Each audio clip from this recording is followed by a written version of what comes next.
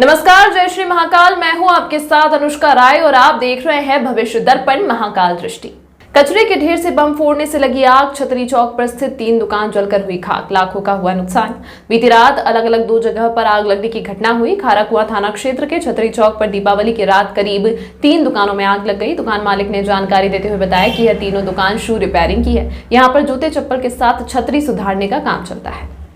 बताया जा रहा है कि दुकान के पीछे कचरे का ढेर पड़ा रहता है। कई बार शिकायत के बाद भी नगर निगम कचरे का ढेर नहीं हटाती। यही कारण है कि दीपावली पर बम पटाखे से कचरे में आग लगी और धीरे धीरे आग ने पास की दुकानों को भी अपनी चपेट में ले लिया। बताया जा रहा है कि दुकान के अंदर लाखों का सामान रखा हुआ था। एक दुकान में करीब 50,000 से अधिक का नुकसान हुआ है। घटना की जानकारी मिलते ही फायर ब्रिगेड की गाड़ी मौके पर गई थी। फायर ब्रिगेड ने आग पर तो काबू पा लिया, लेकिन दुकानदारों को खासा नुकसान झेलना पड़ा है। उधर दूसरी ओर गौघाट स्थित पीएचई के वाटर वर्क्स कार्यालय के बाहर रखे प्लास्टिक के पाइप में भीषण आग लग गई। आग की सूचना पर पहुंची दमकल की 3 गाड़ियों ने आग पर काबू पाया। चिंतामन रोड स्थित जंतर मंतर के सामने सोमवार तड़के वाटर वर्क्स के कार्यालय में रखे प्लास्टिक के पाइप में भीषण आग लग गई। माना जा रहा है कि दिवाली का दिन होने के कारण किसी पटाखे की वजह से वहां रखे पाइप और प्लास्टिक की टंकी ने आग पकड़ ली, जिससे वहां रखे लाखों रुपए के पाइप जलकर खाक हो गए। आग इतनी भीषण थी कि समय पर काबू नहीं पाया जाता तो आसपास के कार्यालय भी इसकी चपेट में आ जाते। पितरों के लिए तारा और बारा की पूजा पूरे भारत में केवल उज्जैन में ही होती है। यह दीप श्राद्ध केवल ब्राह्मण कुल के लोग ही इस पूजा को करते हैं। दीपावली के एक दिन पूर्व इस पूजा करने का विशेष महत्व है। यह परंपरा पूरे हिंदुस्तान में सिर्फ अवंतिकापुरी महाकाल की नगरी पर रामघाट पर ही होती है। इस पूजा को दीप श्राद्ध बोलते हैं। सिर्फ ब्राह्मण कुल में यह पूजा होती है, जो कि परंपरा के अनुसार कई वर्षों से चली आ रही है। ऐसी मान्यता है कि ब्राह्मण कुल में श्राद्ध पक्ष के दौरान जिन लोगों की मृत्यु हो जाती है, उनके नाम से रामघाट पर रात्रि 3 बजे अपने पितरों के नाम से गन्ने की झोपड़ी बनाकर कलर में धानी और पतासे का भोग लगाया जाता है और दीप प्रज्वलन कर तारा और बारा की पूजा की जाती है, जो कि सुबह 6 बजे तक चलती है। यह पूजा चतुर्दशी के दिन की जाती है। पूजा समापन के बाद शिप्रा नदी में दीपदान किया जाता है। ऐसी मान्यता है कि यह पूजा करने के बाद पितरों का आशीर्वाद बना रहता है। परिवार में कभी किसी तरह का कष्ट नहीं आता। रामघाट के साक्षी पुजारी पंडित आनंद जोशी लोटावाला ने भी लोगों से बढ़ चढ़कर इस पूजा में भाग लेने को कहा है, ताकि उनके पितरों को मोक्ष की प्राप्ति हो और घर में सुख शांति बनी रहे। महाकाल के सेनापति काल भैरव भगवान को मदिरा का भोग लगाया जाता है, लेकिन इन दिनों पुजारी की मनमानी के चलते भगवान भूखे और श्रद्धालुओं की आस्था को भी ठेस पहुंच रही है।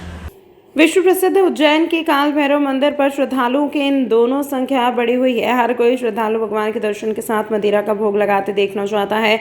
उसके लिए वह महंगी महंगी शराब भी मंदिर में चढ़ाते हैं, लेकिन इन दिनों मंदिर के पुजारी की मनमानी के चलते ना तो श्रद्धालु भगवान को मदिरा का पान करते देख पा रहे हैं और ना ही भगवान की मदिरा भूख मिट रही है। मंदिर के पुजारी ने बताया कि भीड़ अधिक होने के कारण हम एक पात्र में मदिरा को इकट्ठा कर भगवान को भोग नहीं लगाते, उसे हम कुंड में महंगी शराब भी मंदिर में चढ़ाते हैं। लेकिन इन दिनों मंदिर के पुजारी की मनमानी के चलते ना तो श्रद्धालु भगवान को मदिरा का पान करते देख पा रहे हैं और ना ही भगवान की मदिरा भूख मिट रही है। मंदिर के पुजारी ने बताया कि भीड़ अधिक होने के कारण हम एक पात्र में मदिरा को इकट्ठा कर भगवान को भोग नहीं लगाते, उसे हम कुंड में विसर्जित कर देते हैं।